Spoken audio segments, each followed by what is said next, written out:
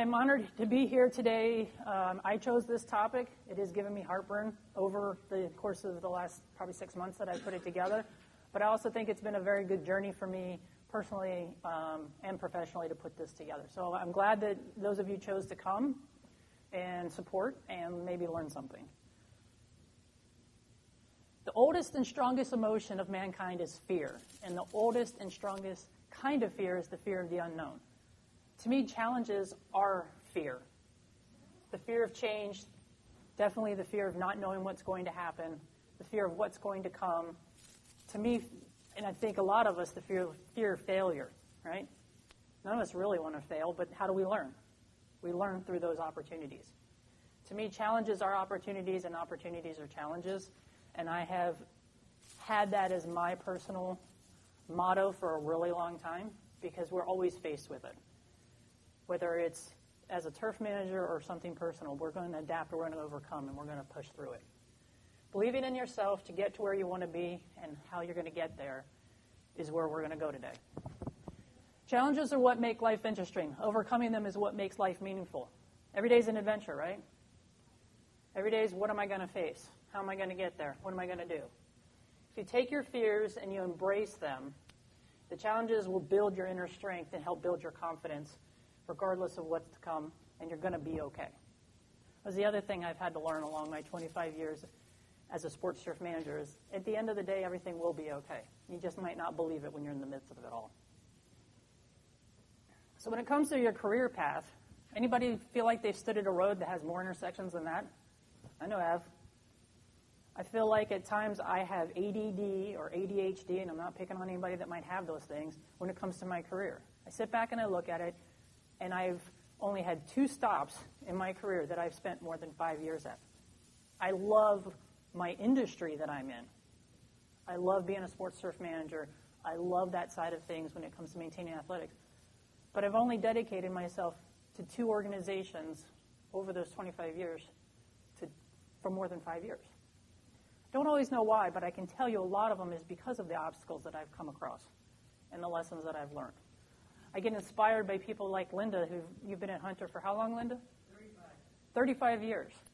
I can only hope that I can spend 35 years in the sports turf industry. I got 10 to go. I got this. But I can only hope that I can actually dedicate where I'm at and stick with it. So that being said, how do you view your career path? Are you actually where you want to be? Have you decided that maybe there is an opportunity for change? What challenges are you willing to face to get to where you want to go? Is it worth it? I can share some stories, and I hope to do that later. Don't want to get into sappy stuff, of things that have driven me to look in a different direction. I can look back and see where I've been. I can embrace the lessons I've learned. I value the people that have crossed my path to help nudge me. But it comes at you from all different directions. I'm here to give you a boost of confidence. It's okay to question where you're at. And I will help anybody, not that I have ideas and I'm not a therapist, get you to where you might want to go, just by talking. Some of the challenges we face are also biases. We're challenged as a sports turf manager. We have personal challenges. There's inequities that are totally, but it's your journey and it's your path. Remember, steer it. Take it to where you want to go. Get behind the driver's seat and push yourself to take it there. I know this is a little blurry of a picture. It's the best I could do, but has everybody seen this before? So what athletes think we can do are a magician. What the coaches want you to do is part the seas, right? The owner thinks that all we do is burn through a bunch of money. My boss thinks I do nothing but whine and complain. Our fans think we're the gopher and the greenskeeper. But what we actually do is put out fantastic, safe playing surfaces. Every day we have to justify what we do. And that is a challenge in and of itself, whether it's in one of these categories or others. We have donors that want nothing but all of their money spent exactly where they want to drive us. We have bosses that don't want us to spend any money and don't ask for any more inputs. We have fans that can't figure out what we're doing with it. My experiences with the Super Bowl taught me that. And at least now the NFL is maybe listening. I doubt it. They want to drive everything into the ground on those fields. And if they can do it there, then how come we can't do it with our own fields? But we do our best. Then we're faced with this. Everybody, who looks at the weather first thing in the morning? I usually look at it last thing before I go to bed. Is it really going to change in 6-7 hours? Well, it could. But it's still going to stress you out. And then you got calendars. Every one of those things, like that's like my calendar, if it's like yours, is something going on somewhere. That in and of itself takes us over the edge, right? Those are things that we might not be able to accurately control. But they challenge us, and we have to learn to manage them. I wrote down some of the things that I've had to be. At one point, how many hats do we really wear? We're a planner, a scheduler, a project manager. We buy stuff. We have to problem solve. We have to figure out how to time manage. I've had to be a mechanic, operator, budget manager, event management, innovator, applicator, what else? Trash picker, mover. Had to move a lot of things from one spot to another. But eventually, I think one of my bigger challenges is, what am I an expert in at the end of the day? How many more hats can I wear to get something? I've actually had to sit down with one of my supervisors because I felt like I was in a position that was 4 different people's positions. And I was like, I don't know what I'm an expert at anymore. I like the opportunity that you think I have the ability to do a lot of these things. But I'm not sure what I'm an expert in. I don't feel like I'm giving you my all because you're asking me to do it across all of these buckets. And I don't know how to dive that in. Anybody else have anything they want to add to this? What have I missed? We're all sports surf managers. We're all asked to do a lot more than what's on our job. It's a lot. Therapists? Yeah. I forgot the HR stuff because I always want to ignore that, right? People are like, you like what you do now? And I was like, I like it, but man, is it all people. But it's okay. It makes us better. I'll have to have a therapist do it. So it's like, where is my free time? Where can I dive in? I didn't even put turf manager. And that's what I am. I'm a sports turf manager. I don't get to do that economics anymore because I'm tied up. We seek beautiful surfaces. We seek the recognition to be the expert, to have the expertise to do the job that we're asked to do. We seek out the budget and the staffing to support it. Does anybody in here have exactly the number of staff that they need to get the job done? Does anybody in here have the budget to get the job done? Anytime I've ever asked that along my career path, there's no hands that go up. But we're all challenged to stick within our means. And we do a great job of it, don't we? But it doesn't mean that it doesn't overwhelm us. It doesn't take any of that away. When you've achieved the expert status, you're asked to do so much more. I think that our string or our rope starts out really like a tug-of-war rope. Anybody remember the tug-of-war rope from elementary school? It was this big, and it made your hands all raw when you were pulling against it, because somehow that was the key to whoever's hands were the toughest could handle all the sharp, sticky things that make the rope. But I think the more we get into our careers, the more that rope actually becomes like dental floss, because we're just stretched so far out, so far thin. How do we make it work? I don't really know. I don't know if I have the answers.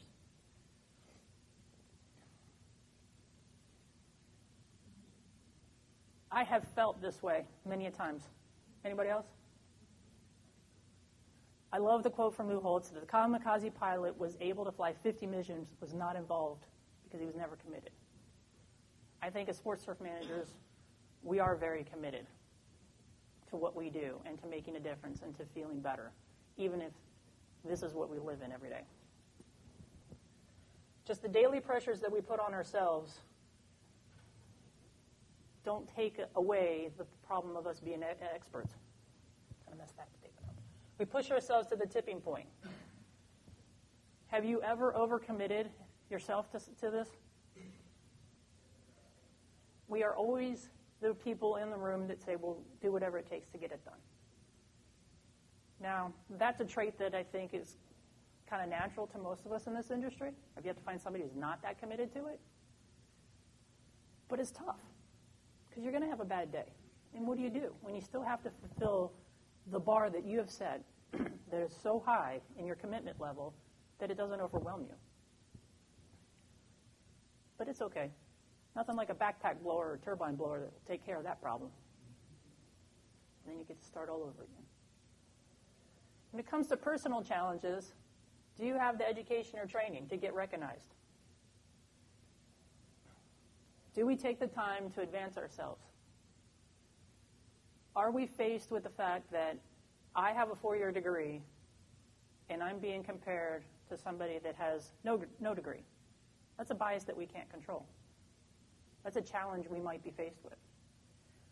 I have learned that, yes, I love my degree, and I value the dedication I made to myself to get that, but I'm not going to look at somebody who doesn't have that. If they have the work ethic and the drive, I'm going to take them in and I'm going to share all that my knowledge has and get them to where they need to be. I'm going to get them to get passion and drive them to want to go get that degree, even if it's a certificate. Once you kind of pull them in, you can get them steered in the new direction. Professional growth. Do we have the human resources and the leadership training to help make us better? Do we take time to grow ourselves in the ways that we need to? And I think you guys have, because you're attending this conference. That's one huge step, even if you're only attending local conferences. We need to make sure we take the message back to those that can't be here and those that need the help. Because if we don't turn our energies and invest in them, how are they going to take that next step up? Biggest one that I won't dive too deep in it because I think we've all had to sit through HR classes on it, and I have a few slides on it, are inequities in the workplace. Again, these are biases that we are faced with, that we have to overcome. Whether you're a supervisor or new to the industry, you will cross these at any given point in time. I'll talk a little bit on gender, ageism, office politics, and then even just leadership. I've been fortunate enough to provide some guidance of late on trying to encourage a staff member that's getting overlooked for a job because they don't think that they have enough experience. They've got probably 12 to 15 years in the industry, a bunch of different managerial levels, but they're going to get overpassed for not only ageism, but the new organization doesn't think that they've been a supervisor long enough. That's tough. It's tough to give all the advice and be there for that person along the way, and then they get shot down. You've deflated their balloon. You've worked them up. You've built them up. How do you deal with it? Inequities and hidden biases. The fundamental disconnect between the accepted notions of leadership come in these forms. Anybody going to tell me that male versus female doesn't exist in the industry? I love the fact that we have more women each and every year here. I love the fact that I have had people stop asking, how do we get more women involved? They're doing it because our programs are out there and the messaging is there. From early on in my sports shift career, in the mid-90s, I have been asked for probably the next 10 years, how do we get more women involved? I don't have a good answer for it. I never have. I just found the sports surf industry, or it found me. I have a drive, I have a passion, I have a desire to be in it. And if I can share that and that maybe draws the attention of one or two people, that'd be great. And I think that's helped grow it. I think also the diversity of the workforce has changed it too. But it exists.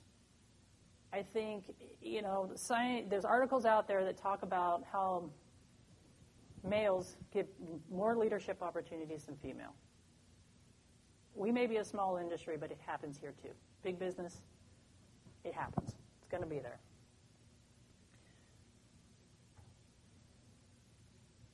Inequities when it relates to ageism.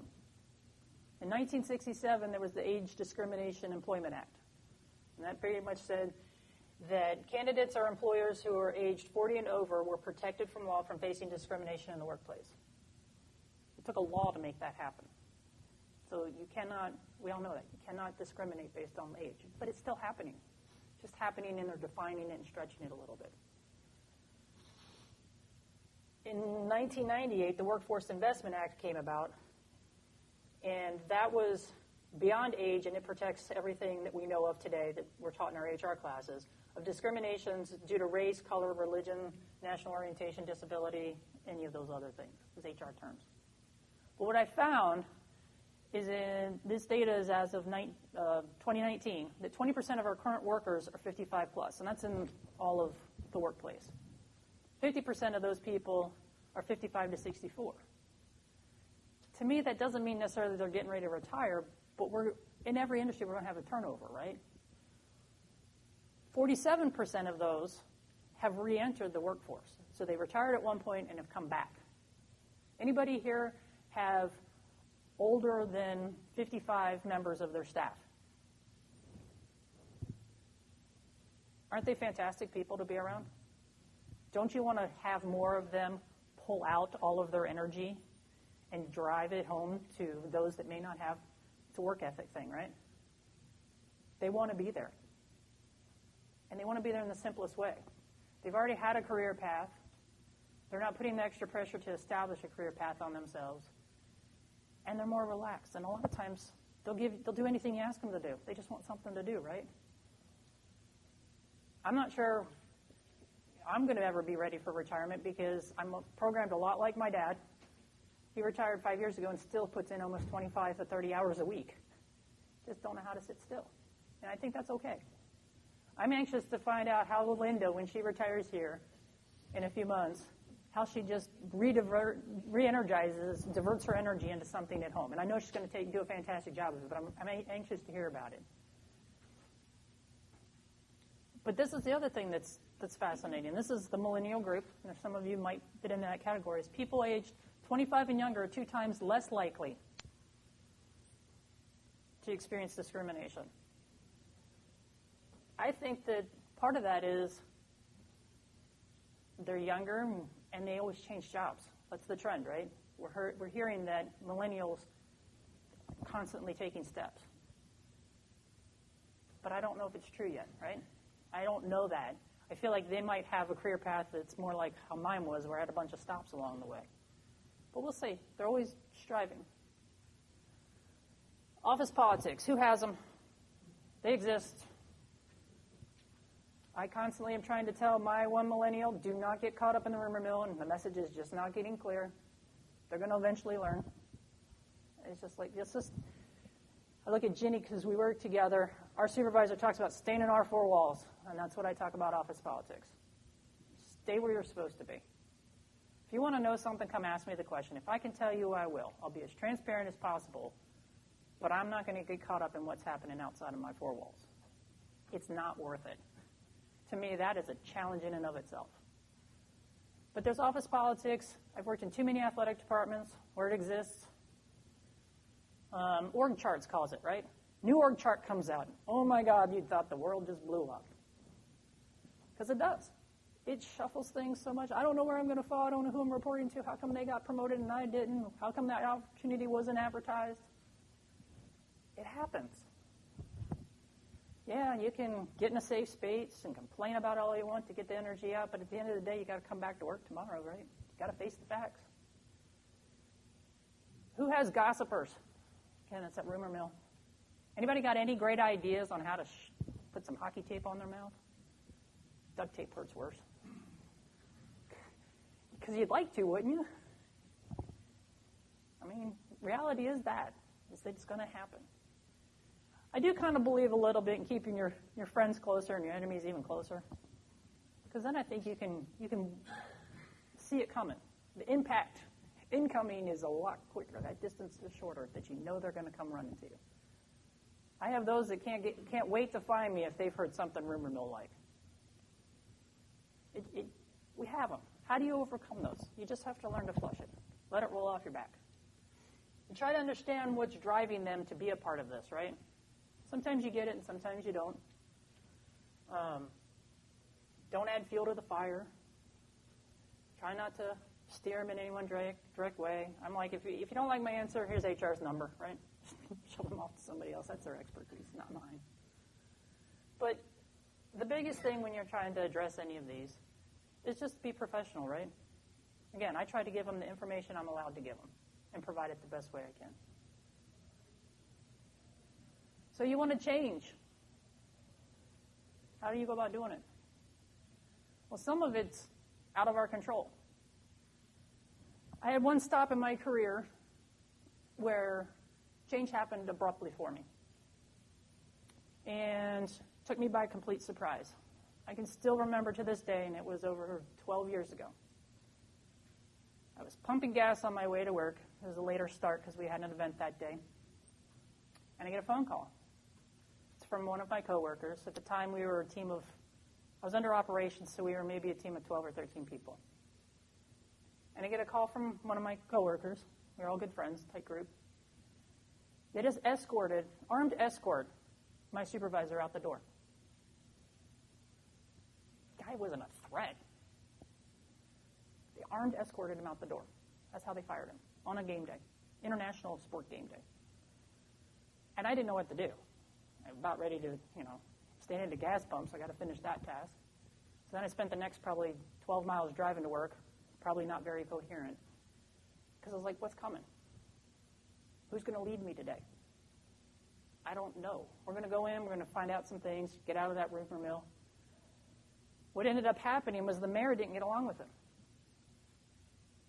I thought the guy was making all the right decisions at the time. I backed my supervisor, supported what was asked of done. The mayor just didn't get along with him. It's like, you're gone. Right? It's kind of hard to deal with that. They put a new general manager in place. So now I had 2 new leaders. They instantly, within 2 weeks, started revamping everything that from the operations team we thought all worked in order. And they didn't see that it was a well-oiled machine. The stuff that was processing through, how we were supporting one another. They just put new people in place. Anybody have the new coach that gets hired and immediately hires his fraternity brother? And what's he carry? Carries a little cord, because apparently coach can't only coach, you can't carry the extra cord that tethers him. That happens. That's exactly what I went through. It was the driving point that made me see the billboard that said, this is not what I'm here to do. They did not take time to learn that what we did and what we were doing, we had the best intentions for the field and for the goal of the organization of running a lot of events in there. They pretty much thought that my department, specifically me, said no to every time somebody wanted to touch the field.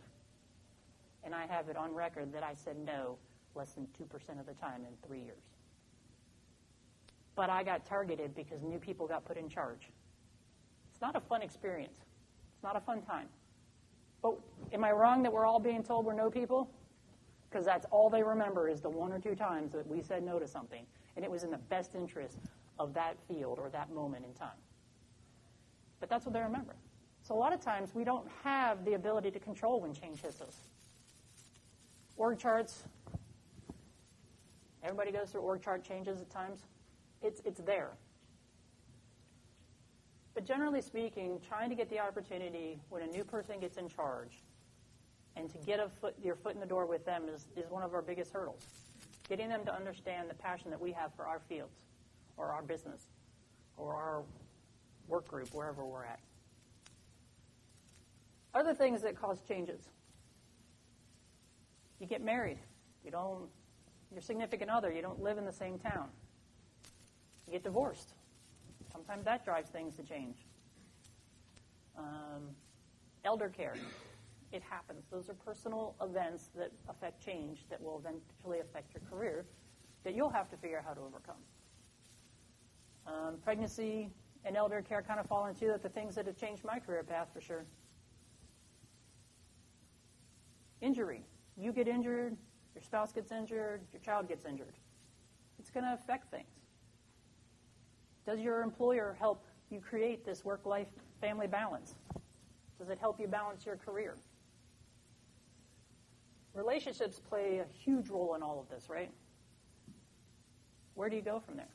How do you support one another? How do you support those in your world and in your life if these things happen?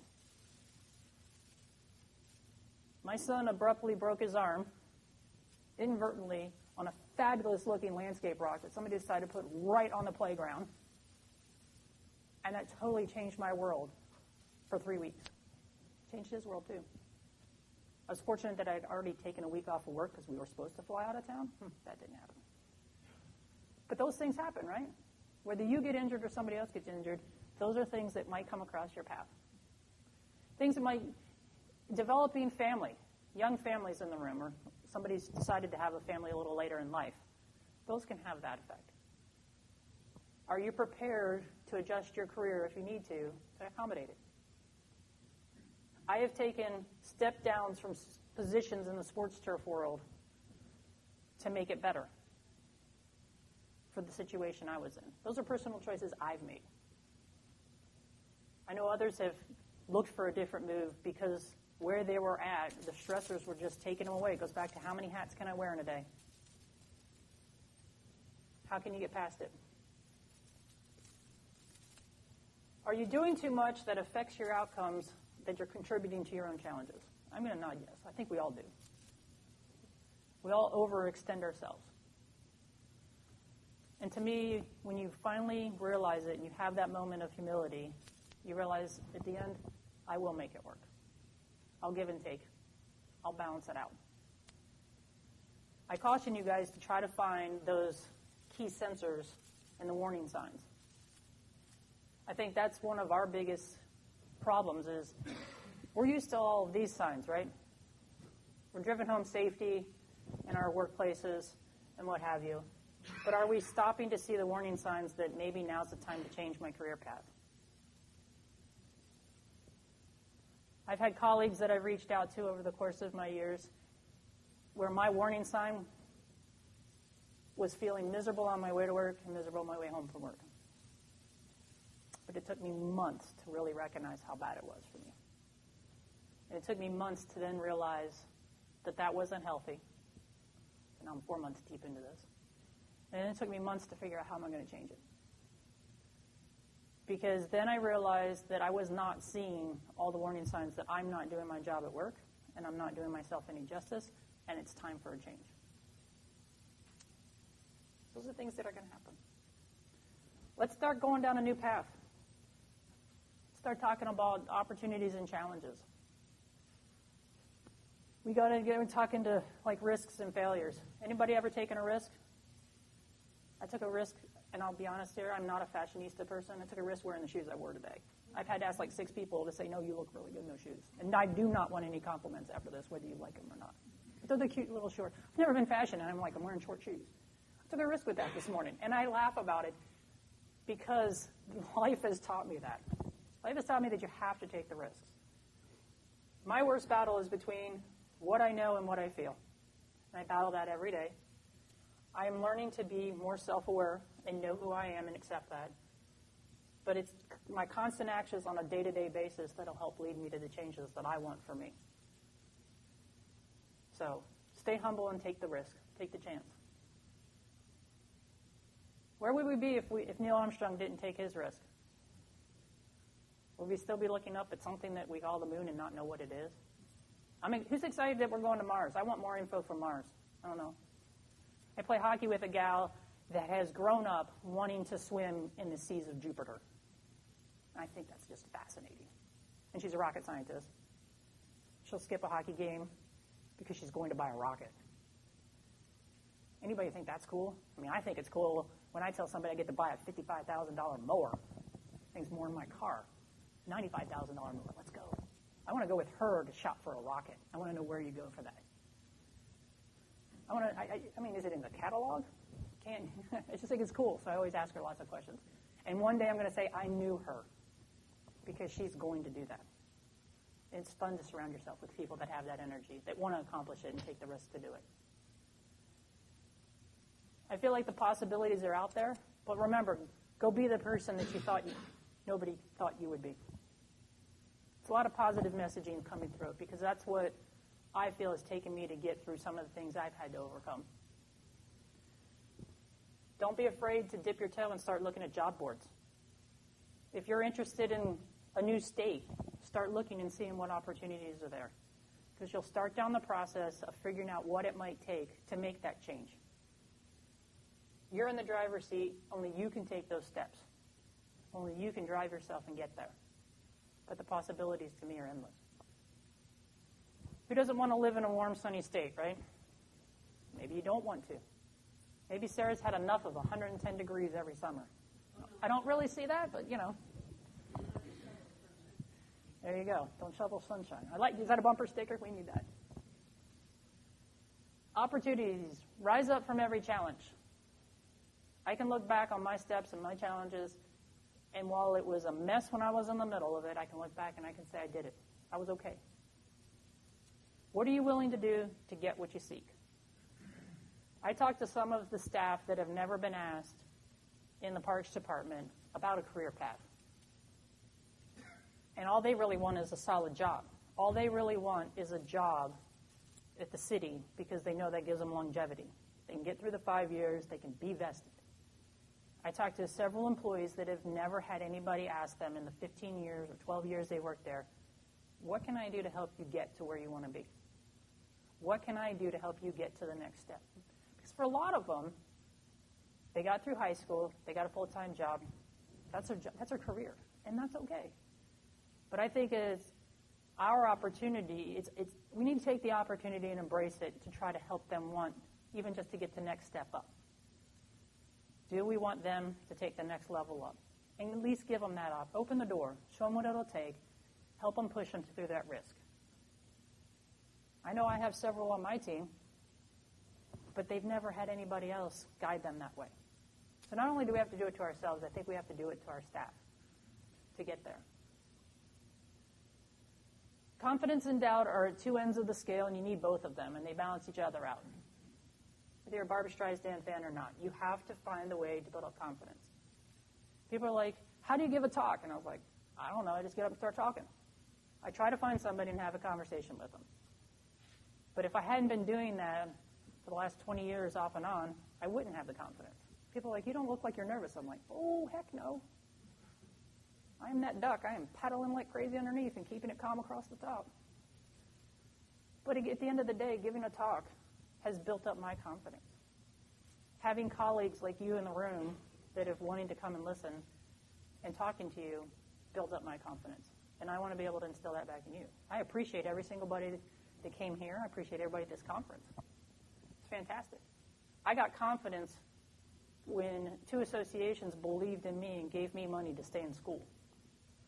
When I got my scholarships, probably the third or fourth week, the first ones I got in school, I was ready to pack up and go home.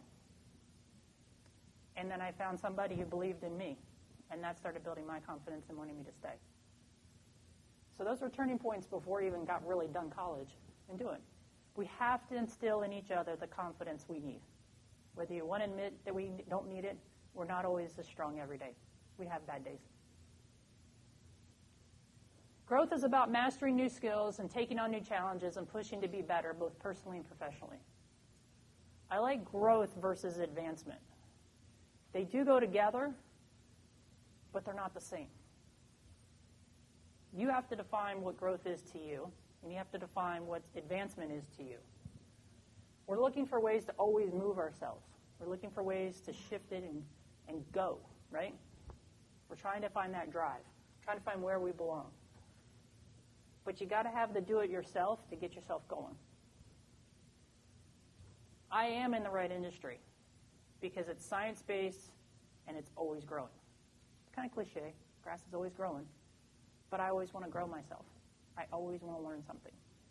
Whether it's learning about some HR issue that I'm just dreading sitting through. Who sits through those? We always have to. Or if it's something that you hear and feel the passion from somebody sharing with you, that's fantastic. You grow yourself by doing that. Take time to grow yourself. Find things that will help you grow yourself. Going back to those employees that I talked about, I was like, I don't care if what you want to learn is how to be a better cook at home. If that's where your passion is, let me help you get there. Let me help you find the classes it takes to do that. Want to learn about nutrition? Our health and wellness being side of things in the city has those classes. I'll give you the time to go to them. Because if I can give them that opportunity and show that there are things out there to better themselves personally, we're growing them, and we're trying to help them. Your professional self, you're here today. You attend local and regional conferences and seminars. As part of overcoming any challenge, you have to put yourself out there to learn. Go find experts. Go find the turf manager down the street and learn from them. Set out goals so that you can bring stuff back. It'll help you stretch yourself to see what you're actually capable of doing. Whether it's reading a self-help book or something else, those are professional developments. Find things to do it. I believe in this. I didn't come this far to only come this far. I want to keep going. I want to see what's on the horizon. I want to get close to it and move it again. I have a quote in my office. It's not about the climb, it's about the pebble in your shoe that causes the pain. And it's okay to have that because it's a reminder of what you're going through and how to get there. It's a reminder that you're on that climb and that you'll seek the summit, and then you'll find another one to go higher. So what's your game plan? What are you going to do to make the change you need to make to better your career and better where you're at personally? I had the opportunity to connect with some professionals early in my career. They guided me on learning tasks like field painting, painting logos, operating equipment. I had to put myself out there and say, hey, I'm available, I want to learn. What will it take to learn? And they took you me under their wing to get there. That was part of my game plan. I instantly wanted to learn to network with those around me to make me better and have a support staff on a professional level. And I did. As soon as I was out of college, I got involved in our local chapter. Because I needed to surround myself, because I knew I wouldn't have all the answers, and I wanted a pool of people I could call or go ask for help. And I did. And I want to make sure that people do that. Encourage you. Get involved locally so you can build your network. It's no different than the network is here. So as your goal setting, what's your vision for you? So now you've decided you kind of want to figure out what the next step is. Are you leaving your job or looking ahead because it's money driven? Is it about growing yourself? Emotional competency. Do you want to be in a better state for you to be happy?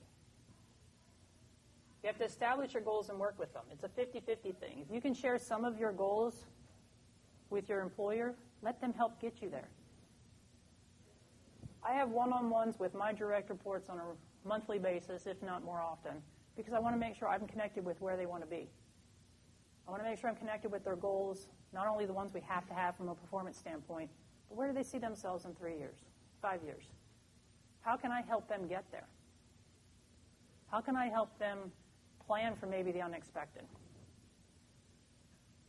It's not that I'm an expert. I just want to be alongside with them to give them the confidence that they need to help get them there, to help know that they'll make it. What's work and what's not work? Are we driving our change and our challenges because it's too hard? I think most of the stuff that have affected my career along the way have not been in the scientific side of things of our job. It's not because the field failed. It's not because the coach thought I purposely dried out his field. I had a football coach that one practice got in my face and pretty much ripped me and then a whole new one because I thought I had the field too wet. Well, we'd had driving winds and drying out desiccation and all that. And I said, fine. And so the next whole week of practice, he practiced in a dust bowl. That was detrimental to our field. But then he's like, oh, I think it's time to water. But I had to overcome him yelling at me in front of his team because he thought he was more powerful. I honestly think he was taking something else out on me, but we've been there. We've had that problem. I have survived plenty of times with coaches yelling at me. I have survived a coach thinking he was an expert because he has a front lawn, right? They all do. Throwing a 3-page document off of a 3-story balcony down to me. I literally felt, you guys have seen it in Hollywood. The papers are going everywhere, right? And I'm just standing there watching them fall all over me because I was like, if I even try to grab one of them, I look like an idiot. But he threw me something thinking that he knew more than I did. Did it work out okay? Yeah. The better part was when an athletic director on game day came up and asked me why my head football coach was not happy. That's exactly how he stated it. I said, you know what? I've already put in 8 hours and we're not to kickoff yet. Here are my keys. I'm going to go home for the day. We can talk about this another day. He goes, no, you're okay. Handed them right back to me. And then he walked away. He gave me the vote of confidence I needed to survive that game. And again, that was a head football coach thinking he knew more about turf grass than I did. It's okay. We'll survive. Goals. There's no telling what you can do when you get inspired by them. There's no telling what you can do when you believe in your goal. There's no telling what will happen when you act upon them. I challenge you guys to set goals for yourself in whatever category it fits for you. I challenge you to set a goal personally, professionally, career-related, and then have people help you get there. I always, you're told to write them down, and I didn't believe it in a while until I started putting it down on paper. When you see it on paper, I think it drives you to make something happen to it. Even if it's crumpling up the piece of paper, you've acted on it. So find a way to do that. I like this phrase. I found it when I was putting this together. Portfolio of experience. Sounds a little bit better than a resume now, doesn't it? Maybe we can start a trendy new term. I'll have a portfolio of experience. Develop and find opportunities to diversify yourself. I try to strive to students, don't always go for the top job. Find jobs that will make you better so you can get that top job. Everybody, it seems, wants to be at the professional level. I can attest that I actually got bored when I was at the professional level. I'll own it. I had 78,000 square feet of turf to make as best as we possibly could and safe once a week.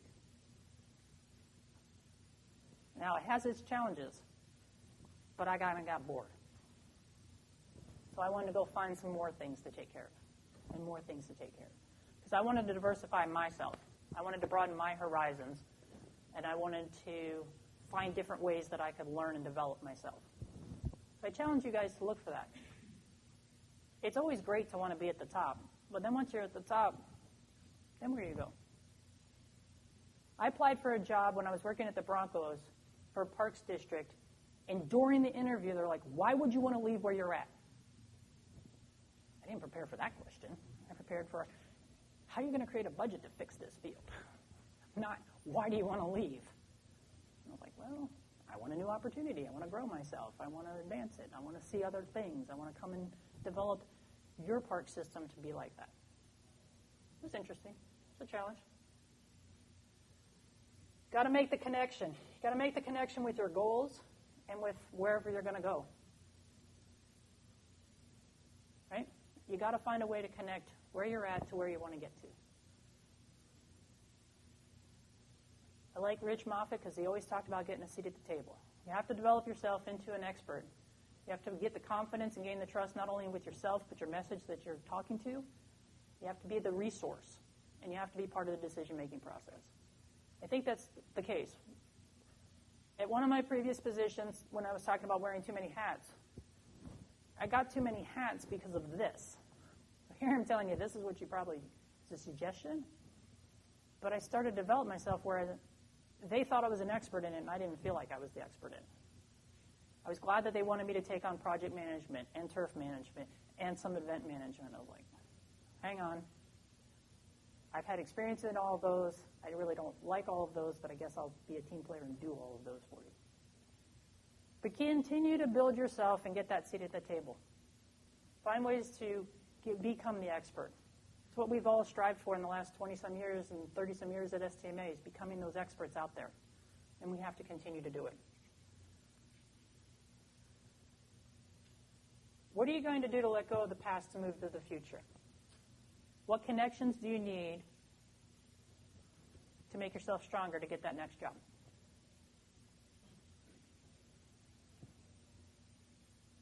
You have to realize you do have to let go. You have to cut the tether. I'm going to dive in a little bit in the last few minutes here, talking about successes and failures. I have a portfolio of experiences that are failures.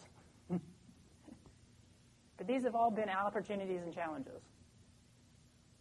I don't know if this has a... Anybody know what that is? Jason might. Who's in the room? He's seen it. That's a steam line that blew up on my football practice field. It's like 200-degree steam coming out of the ground. Campus cop's like, you got an irrigation leak? Oh, no, that is the field on fire. You know? This stuff happens, right? We all have problems. We all have failures. I probably have more pictures of this stuff than I do of the pretty things because we learn from it. It's heartbreaking in the moment. It's heartbreaking that you open a brand new facility, you got a big, big event, and then somebody decides to drive through it. Okay? You have to face the uncertainty to get to the other side. You have to be willing to understand that these things are going to happen to us. Walt Disney filed for bankruptcy more than 2 times and was told that he had no imagination. Where would we be without him? It's amazing. Failure is an event, not a person. This happened to me not once, but twice. These aren't the same day pictures, by the way. This is failure right upstream, about 50 yards around the corner. Building a complex, having the contractor not do their part, right? Washing down 2 inches of lovely North Carolina clay, 2 inches deep. Frustrating the first time, angry the second time. But we got it up. We figured a way through it. I learned the methods to get it clean. I learned the methods to get out of it. But it's not something we ever can prepare for. Sometimes we can when we have weather events. Is it a failure? I don't know. But within each one is an opportunity to figure it out and to power through it and to overcome it. Again, like Walt Disney, Oprah Winfrey got fired several times from being a newscaster. I don't think I've ever really been fired, but she was also told she was unfit for TV.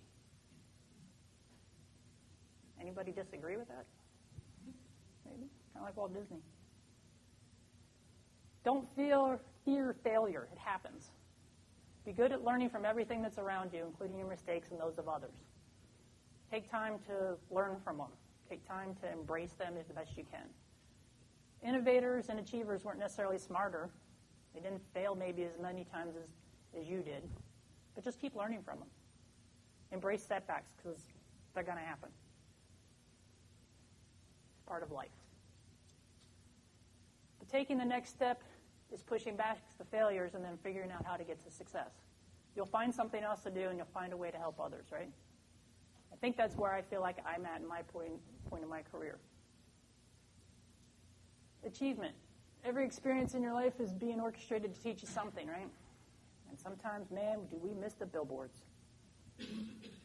Sometimes they have to hit you multiple times over in the head to get through it. But we keep going down the road. Got to define success. And how will you actually know that you made it? To me, I don't want to be in the spotlight. I love it when my team thinks that they can talk to the media. But I love having the backing that we are not to. Whatever you do not speak. It's not our role. It's not our job. But what is success to you? I encourage you to write down for your goals, what would it mean and feel to you to achieve them? It's appreciating the beauty of the journey along the way. It's easy, that's fluffy, I get that, but I won't know success until I figure out what I want it to mean. To me, it's finishing what you started and getting there, having the power to stick it through and figure it out along the way. It determines part of who you are, but not all of it. I wrote down some things that define success for me. They overlap a little bit with each other. But as a sports turf manager, in my career, this is what's meant the most to me in success. Is being able to do what I like. Finding a way through the means that have been given to me. And not dwelling on if I don't reach them all. The saddest summary of life contains 3 things. I could have, I might have, or I should have. Woulda, coulda, shouldas, right? I try not to live in the world, in personal and professional life, that I live in the world of shoulda, couldas. I'm just going to live in what I've done and what I'm capable of doing. And if I can make a difference, can I move forward with it? I like this one because it's taking words that we try to say and hear all the time, from unreachable to reachable, unattainable to obtainable, impossible, unachievable. We've all said them. We've all lived them. We've all had staff tell them, that's impossible. Watch me. That's the way I look at it. I was challenged when I was at Toyota Park in Chicago in an event and athletic facility, to have a concert and a soccer game in under 24 hours. We actually ended up, the worst event schedule I had there was we had a wedding, a soccer game, and a concert in 36 hours. 3 days later, we were on ESPN2. Probably at that point, it might have been ESPN Deportes, but there's nothing wrong. It's still a national game, right? International game. I could have dwelled on the fact that it was unachievable and unattainable. I was like, no, we're going to make it happen. We're going to pull it off. We're going to look good, and it's going to be a safe field, and we did. And I'm still proud of those moments, and I'm proud of the team that we had there to get there. Knowledge and passion have to be shared. Kind of what I was here to do today, and I offered it and stepped out on a ledge. Your opportunities and challenges do make you who you are. It's not you, it's you. We are all imperfect. We're conflicted. We have flaws. But you are awesome. You have to be the superhero, right? Sometimes you have to be your own superhero. Sometimes it's fun if you have a friend that'll buy you the shoes to go with it. But you have to be you. You have to be willing to grow yourself. I like this one, is don't think of your career path as a one-way road. Put your compass out there. Make the map the way you want it to be. Let it take you where you want it to go. Find the best route for you. You'll be okay. This, to me, is important. You have to have a team to get you there. You have to have a group of people that will support you along the way. And I thank a lot of you that are in this room because you're very near and dear to me, that you've been along on my journey. But you have to have them there to push you, to have them share their knowledge with you, to have them help guide you, to just be a sounding board. I encourage you to find your tribe, whether it's family and friends or mentors, to get you along the way. Find a group that will inspire you and support you. Take you for coffee and be there. Whatever it is, have them, thank them, and be that for somebody else. Be a champion. Champions aren't made in the gym. They're made from something deep inside of them. They have a desire, a dream, and a vision. They have to have the skill and the will, but the will must be stronger than the skill. Be a champion. Be a champion for yourself and be a champion for somebody else. It's important. We need those people in our world. That will help you get to where you want to go.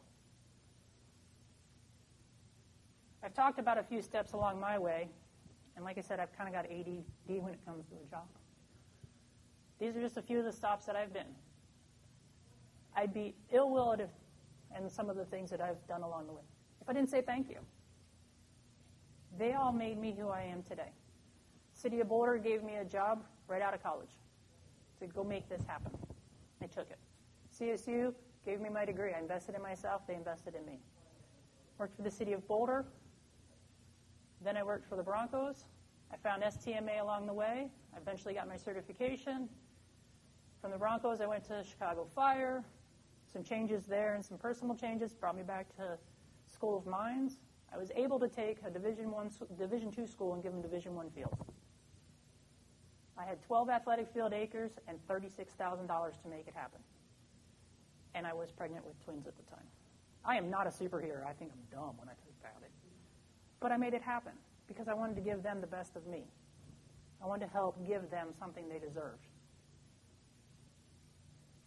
Some pretty shots of where I worked before. I feel honored to have worked there. I feel honored to have been a part of what they allowed me to be a part of. But my journey has taught me that giving safe fields to those that are on them is important.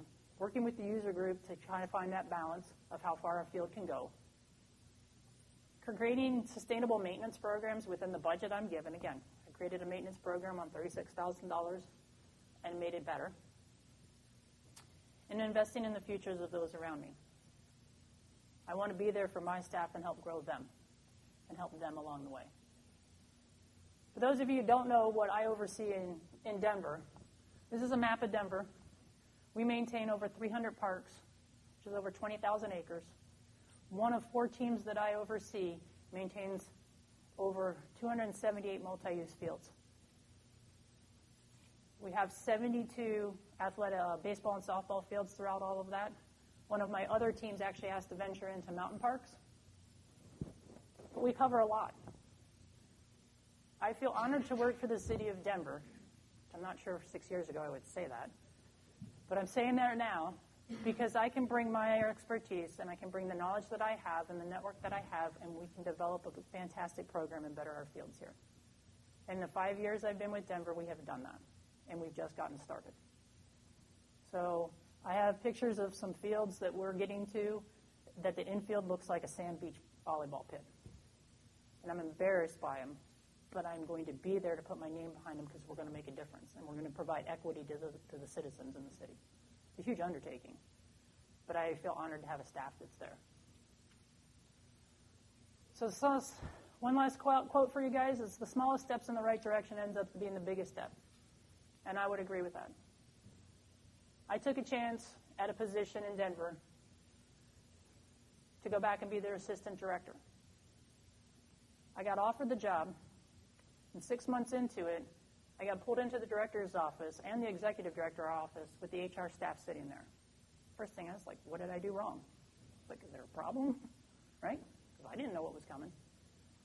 We ended up having a talk, and come to find out, I was told I wasn't the right fit for the director. It wasn't that I wasn't doing my job, but I wasn't the right fit. I'm 20 years into my career, and I've never been told I'm not the right fit.